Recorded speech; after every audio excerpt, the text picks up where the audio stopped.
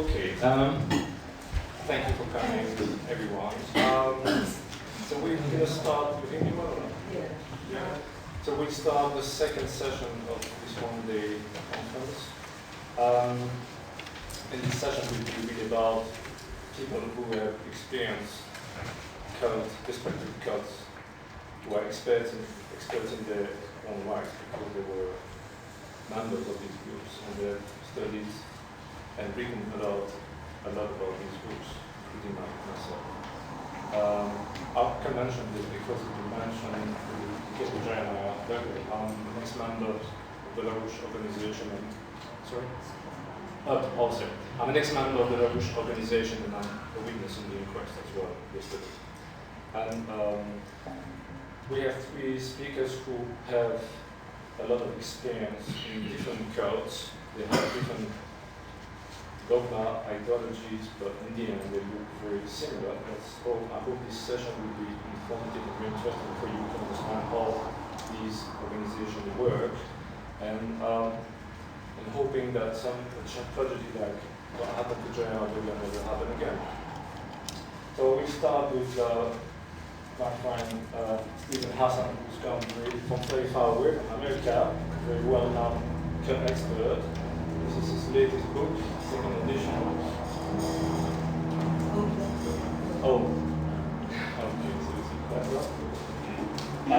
after him, there will be Masoud Banisal, who's written many books as well, because of his experience in a cult, Marxist-Leninist, Iranian terrorist organization called LMHC. So we will speak about how it works. And after that, we have Dr. Alexander Stein, who will explain to us how to prevent youth from being recruited and herself being involved in a political cult organization as well. So let's start with Stephen, because after they will have.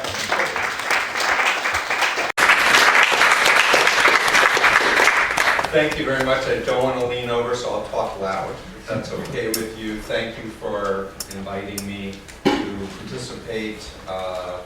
And very briefly, I come from, as you've correctly said, I was involved with a destructive cult myself. I was recruited at 19, deceptively, which is one of the themes.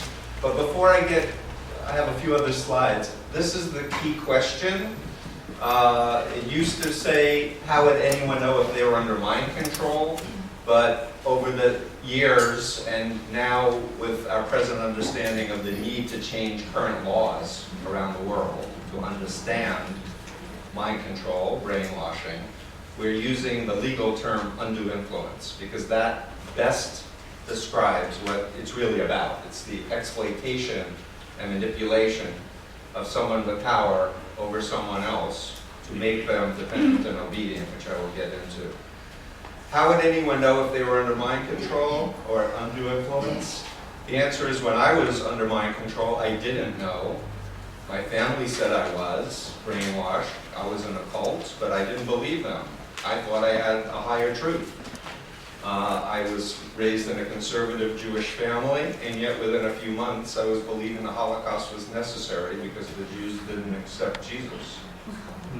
I was following a fat billionaire named Sun Myung Moon, who claimed to be the Emperor of the Universe. In fact, the BBC did an excellent documentary called Emperor of the Universe. It's on the internet. I believed he was my true father, and that was my true mother. Milton and Estelle Hassan were my physical parents only. I came to believe Satan was in my family. Satan was everyone who wasn't part of the group. This black and white, all or nothing ideology that Chip Roulette talked about. He has the Guinness Book of World Records for mass weddings of strangers to each other, because he will say, you marry you, and you marry you. That's just one of many of these. This was the Bible, better than the Old and New Testament. And we would bow to the floor when he came into the room. He owns the Washington Times newspaper. He was crowned the Messiah at Senate Office Building. That was me in 1977. I got out of the cult in 1976. But I hope you have a handout of this continuum, and it's this that I have such a limited amount of time that I want to spend the most attention to. It's an understanding of how to think about influence, healthy influence and unhealthy influence. Healthy influence can be summarized as respecting the individual, their conscience, their values, their personalities, their uniqueness. Healthy values about love, family, connection, freedom to access information, where organizations tell you up front who they are, what they believe, and what they expect from you once you get into it. And one theme with groups on the destructive end of the continuum is that they lie. They lie by withholding vital information, distorting information, or outright lying.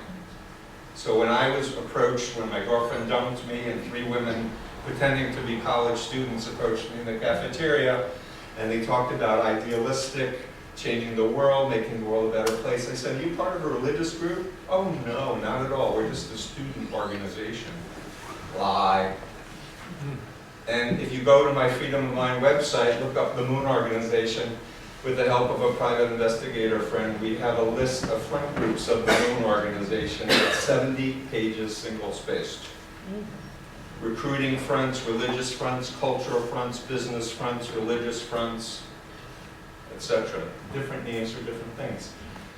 In my work, the honest, trustworthy, respects the uniqueness of the person is healthy influence, healthy organizations where leadership is honest. Is there such a thing? I hope so. Trustworthy, accountable, transparent. Is there any way to focus this? It's a little out of focus to me. Anyway, you get the gist.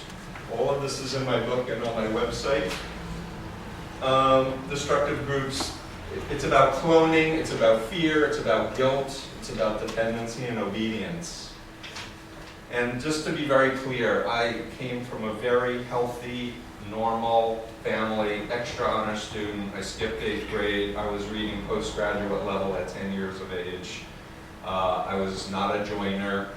I was not looking to change religions at all, and yet within a period of a few weeks of recruitment, indoctrination, incremental indoctrination through the use of hypnosis, through the use of very sophisticated mind control techniques, my identity was disoriented and confused and broken down, and I was surrounded with members, and part of what we've learned in social psychology is that we are wired to adapt.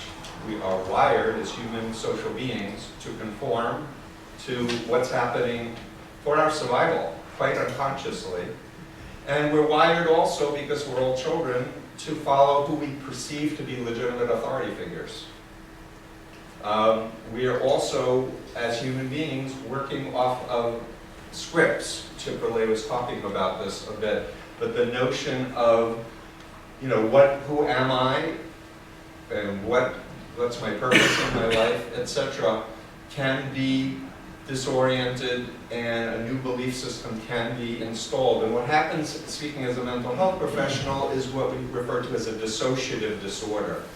In fact, in the Diagnostic Manual of the American Psychiatric Association, there's actually a category that describes brainwashing and as a dissociative disorder. I'm trying to talk quickly. The person who helped me in my exiting from the group, I think I don't have this slide now actually because of time, was Robert J. Lifton, who you may know from the book Nazi Doctors, but he wrote an earlier book in 1961 called Thought Reform and the Psychology of Totalism. It was about Chinese communist brainwashing. What is brainwashing? And he was an Air Force psychiatrist at the time, and he and a number of other mental health professionals like Louis Jolyon West, Edgar Schein, and Margaret Singer, their task in the 50s was, what is brainwashing? And it's their work that this model is based on. And I've organized it in terms of methods of controlling behavior, information, thinking, and emotions. If you can control these 4 components,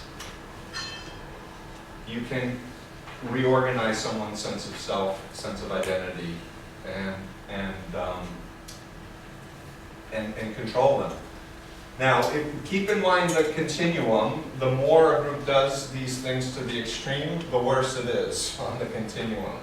Every group does some of these things, but it's really about sense of self. And I was told that my old self was evil, who wrote poetry and wanted to be a college professor teaching creative writing. Within a few weeks, I was throwing out my poetry, thinking that I needed to help run the world, abolish all evil democracy, evil religions, so that unificationism would be the theocracy that would run the world.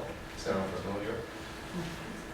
The more you can control their physical reality, sleep deprivation is a universal mind control technique. But things like changing people's names, dictating where they live, how they dress, what they eat. You can go through these. It's in the handouts, and it's on my website as well for those watching the video.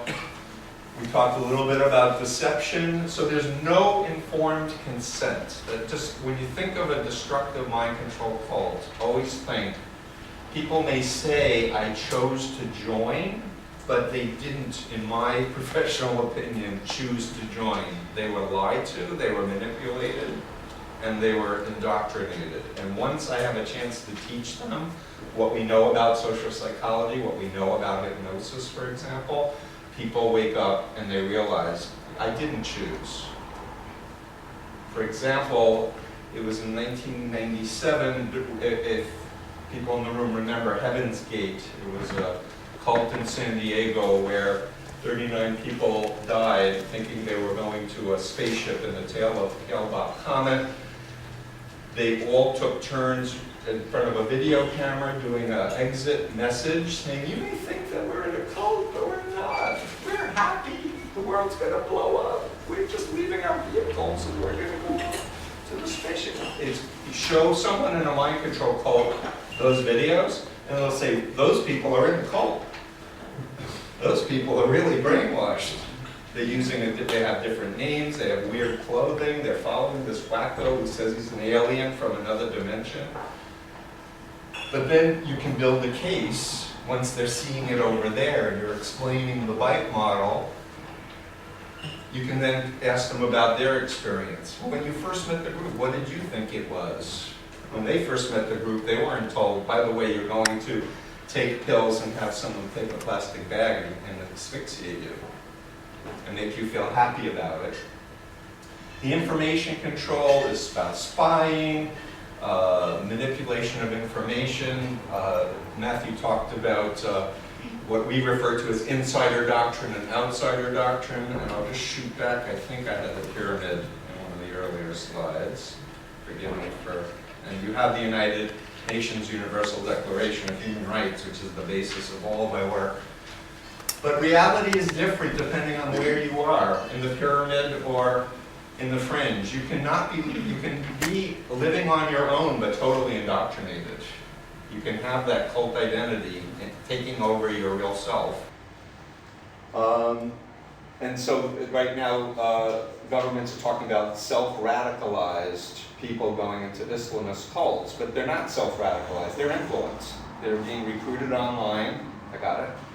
They're being recruited and indoctrinated online. Maybe there are individuals that are interacting with them. They may be living outside of a compound or a situation, but they are not self-radicalized. They are being recruited and indoctrinated into a destructive cult. And just going back to the bike model, forgive me for the flashing of everything.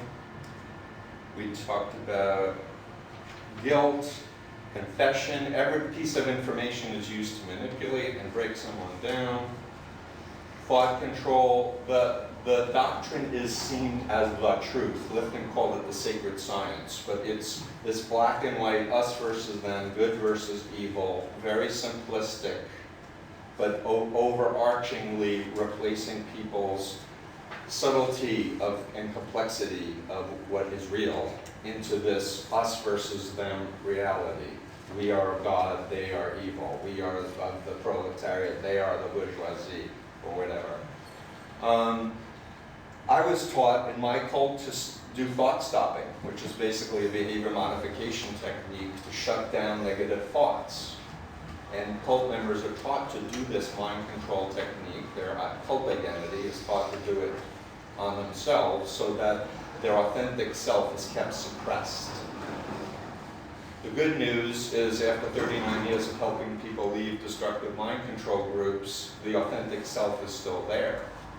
And love, particularly family, friends, and people who treat the person with respect and know how to interact with them, they can actually feed the authentic self and help to empower the authentic self while they also simultaneously bring up questions and doubts using the group's own ideology to point out hypocrisies and contradictions. And that's where ex-members become vital in the process of helping people to exit. And I salute all of my peers who have exercised great courage to speak out. Because as you probably know, there's a great stigma that still exists on the planet for people who've been under mind control or undue influence.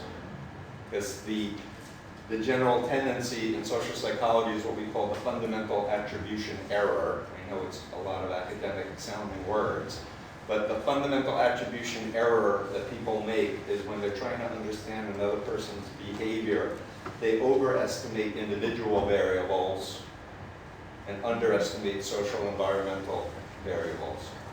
So why did Steve get in the Moonies? He was weak, he was stupid, he needed someone to control him, he was lonely, he was, as opposed to Steve was an incredibly smart, talented, creative guy who was tricked, lied to, isolated, and hypnotically indoctrinated, controlling the behavior, information, thoughts, and emotion, and basically just disrupted my normal critical faculties.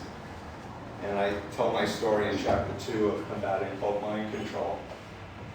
So we don't have time to go into hypnosis, but it's not just the but in fact, people can be mesmerized by speakers, as I hope you have seen.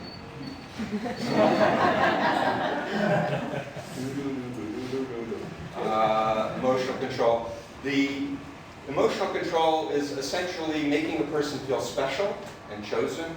They're going to help save the world, on the one hand, like a big pup. But the rest is guilt and fear manipulation.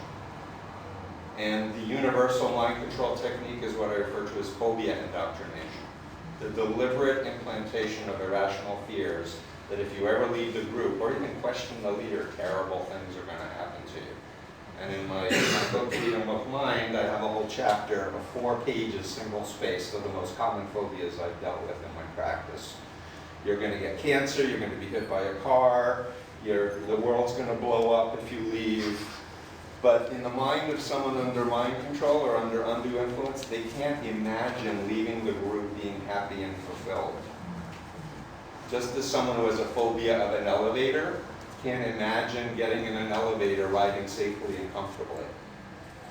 And the moment they can, someone teaches them what a phobia is and the difference between a legitimate fear and irrational fear, and breaks it down to changing the images in their mind and their self-talk and doing breathing techniques, and they can start taking an elevator, they're free. They have the choice to still walk up 30 flights of stairs if they want to, but they're also free to get in an elevator and ride.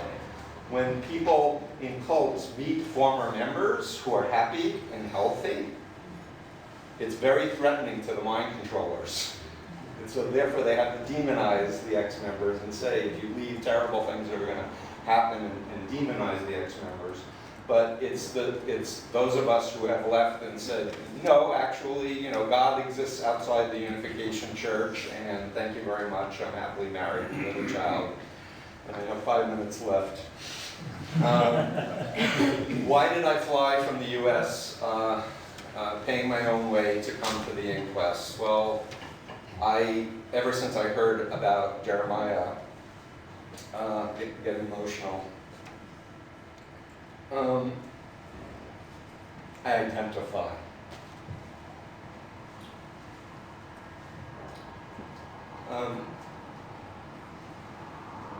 The Larouche cult is a dangerous, destructive, mind control cult. People do not make informed choices when they get recruited into it. They are isolated and alienated from family and friends. Jeremiah was in the beginning of his recruitment and indoctrination. Fortunately, he woke up and in his integrity spoke out, and he realized how evil the group was, and I think he paid with his life.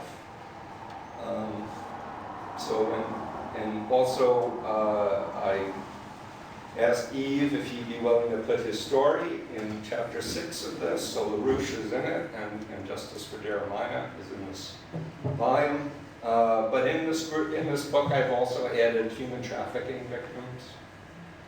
People don't think pimps are like cult leaders doing the bite model, but they absolutely 100% do. I've added Masood's story and Islamist terrorist groups because they're cults. They do behavior control, information control, thought control, and emotional control to make a new identity that's dependent and obedient. And it's not permanent, and people are not evil for getting influenced into a mind control cult. I know I have to wrap up, but I just want to go back to the fundamental attribution error. Look up Social Psychology 101 courses, they're online. Look up the Ash Conformity Study, ASCH, the Milgram Obedience Study, MILGRAM Obedience Study, and the Zimbardo Prison Study. Those three experiments are the fundamental foundation for understanding how we as human beings are wired to conform, to follow who we perceive to be legitimate authority figures, and follow social scripts. And if you understand those three experiments, everything else that you will learn from my other speakers and understand about Larouche will fall into place. That people are basically, they don't want throwaway people. They want bright, ambitious, idealistic people who are going to have a lot of energy and a lot of power. Someone asked, what does the cult leader get out of it? And Chip correctly said power. That's my #1 answer. But money and sex is the #2 and the #3 motivation of all of these destructive mind control groups. I would add that leaders typically are narcissists, incapable of empathy, therefore incapable of love. That's a feature of most of the perpetrators who are running these groups.